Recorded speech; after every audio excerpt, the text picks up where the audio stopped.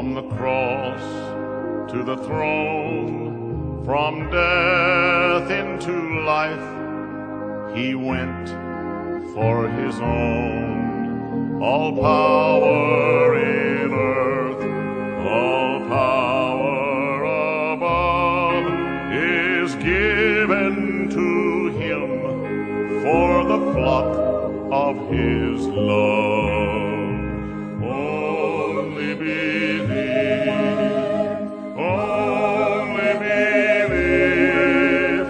all things are possible, only believe. Que a graça, a paz e a misericórdia de nosso Senhor Jesus Cristo esteja em cada coração. Deus os abençoe. Estamos iniciando agora uma nova série, a série no livro de Romanos. Isso mesmo, finalizamos todo o livro de Êxodo.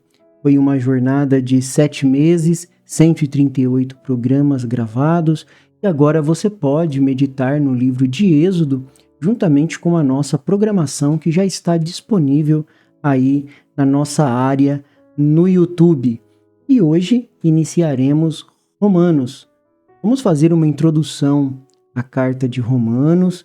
Esta carta foi escrita pelo apóstolo São Paulo e contém muitas coisas boas e vai nos ajudar na nossa jornada aqui nesta terra e que nos prepara também para a glória de Cristo. Em 24 de maio de 1738, o missionário, desanimado, de uma muita má vontade, foi a um encontro religioso em Londres. Nesse encontro, Deus operou um milagre. Por volta mais ou menos das 8h45, escreveu o missionário em seu diário: senti meu coração ser tocado de uma maneira um tanto estranha. Senti que cria única e exclusivamente em Cristo para a salvação e recebi a convicção de que Ele havia removido os meus pecados e havia salvado minha vida da lei, do pecado e da morte. O missionário, meus irmãos, era John Wesley. A mensagem que ouviu naquela noite foi o prefácio do comentário de Martinho Lutero sobre Romanos. Poucos meses antes, John Wesley havia escrito em seu diário: fui para a América a fim de converter os índios. Mas quem há de me converter? Ele estava passando por uma fase muito difícil na vida dele. Apesar dele ter conhecimentos religiosos, apesar dele falar do amor de Deus, John Wesley se encontrava ainda cheio de acusações de pecado. Ele não conseguia se ver limpo. Algo faltava dentro dele. Foi por isso que ele expressou: fui para a América a fim de converter os índios. Mas quem há de me converter? Naquela noite, meus irmãos, na rua, sua pergunta foi respondida. O resultado foi o grande reavivamento wesleyano que varreu a Inglaterra e transformou a nação.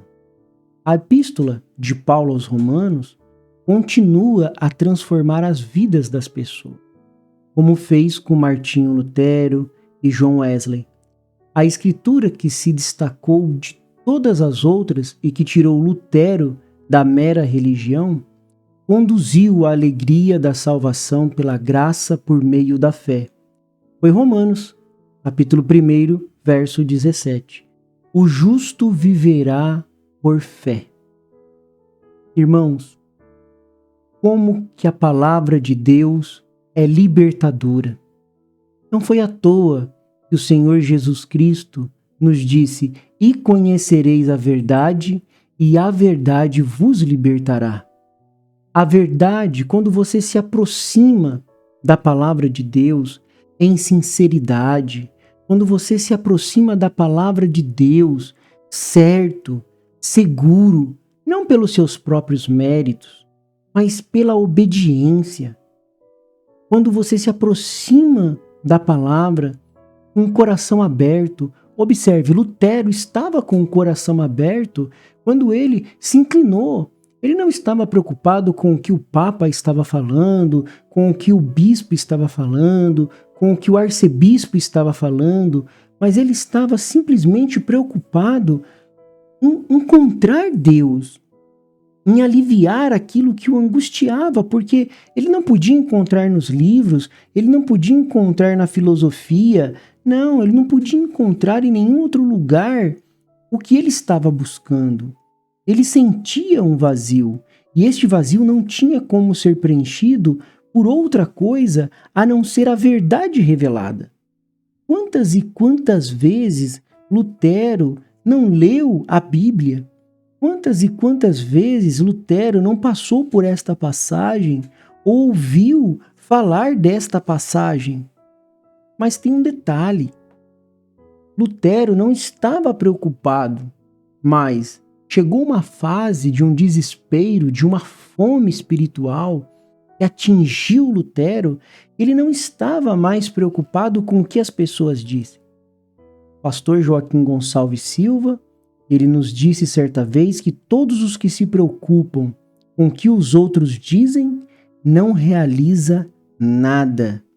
Foi no programa de rádio Véu Adentro, pregado no dia 1/8/2007. Ele disse isso. Todos os que se preocupam com o que os outros dizem não realiza nada. E realmente, quem realizou, tanto Lutero como Wesley, que foram mensageiros para as eras da igreja, mais adiante nós vamos aprender sobre isso, começou com Paulo, mas Lutero e também Wesley foram peças importantes nesta jornada das eras da igreja. Eles, irmãos, não estavam preocupados, eles estavam com uma sede dentro deles, uma sede para poder se aproximar de Deus, mas de uma forma revelada. E Deus revelou tanto para Martinho Lutero e como para Wesley aquilo que estava oculto aos olhos dos outros. Como eu já disse, quantas vezes Lutero não passou por esse texto de Romanos 1,17? Mas agora, através da revelação da palavra, veio a sua libertação. O justo viverá pela fé. Tanto a reforma protestante quanto o reavivamento wesleyano, eles foram frutos dessa carta maravilhosa escrita pelo apóstolo Paulo, quando ele estava em Coríntios, na data de 56 depois de Cristo aproximadamente, conforme diz os livros de histórias. A carta ela foi levada aos cristãos de Roma por uns irmãos da igreja de Cencreia. Foi a irmã Febe que levou. Você vai encontrar isso lá em Romanos, capítulo 16, verso 1. Agora, é importante pensar que podemos estudar esta mesma carta inspirou, melhor dizendo, a vida e o poder de Lutero, de Wesley, do irmão Branham. Você sabia disso? Inspirou a vida do irmão Branham, o mensageiro de Deus para esta era. Ele também foi inspirado. Ele se dedicou a tal ponto que ele chegou a dizer, quando ele teve aquela visão lá da sexta dimensão, ele chegou a olhar e dizer assim: se os de Paulo entraram, os meus também entrarão, porque eu preguei exatamente o que Paulo pregou. Olha a confiança, olha a importância desta carta para a noiva do Senhor Jesus Cristo.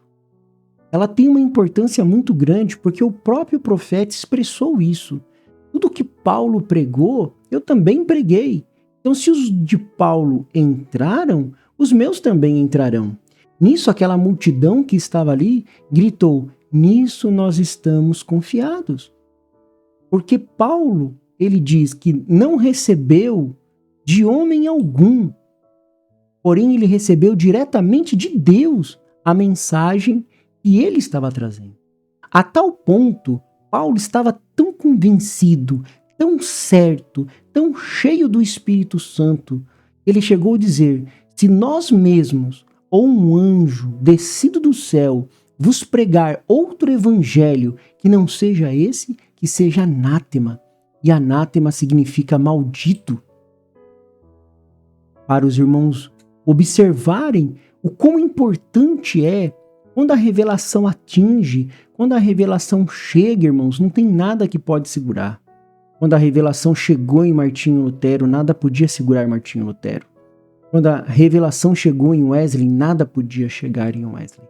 Quando a revelação chegou a Paulo e o derrubou no caminho de Damasco, irmãos, nada podia deter Paulo. Não tinha como Paulo ser detido. E o mesmo Espírito Santo que os ensinou também pode nos ensinar. O Senhor Jesus Cristo disse: não vos deixarei órfão, voltarei para vós. Ele cumpriu isso no dia de Pentecostes. E ele disse que nós não precisaríamos nos preocupar com o que nós fôssemos dizer, porque ele nos capacitaria, ele nos daria do Espírito para nos capacitar, para colocar as palavras na nossa boca. O Espírito Santo continua ensinando. Se nós compreendermos a mensagem dessa carta, como fizeram os homens de fé do século passado, nós vamos experimentar também um reavivamento, não um reavivamento de um movimento, de trazer pessoas para a igreja, de fazer um grande barulho, não é isso. Mas nós vamos trazer um reavivamento em nossos corações. Primeiro você tem que acender o seu coração, depois você pode acender todos os outros lugares.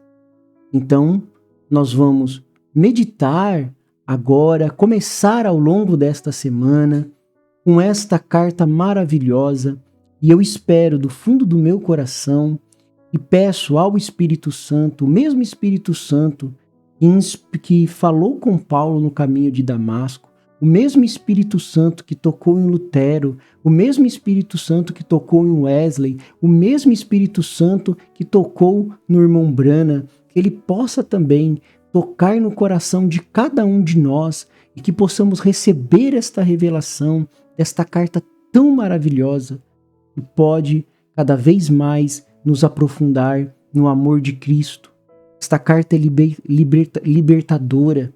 Esta carta é uma carta que tem cura. Oh, como isto é maravilhoso!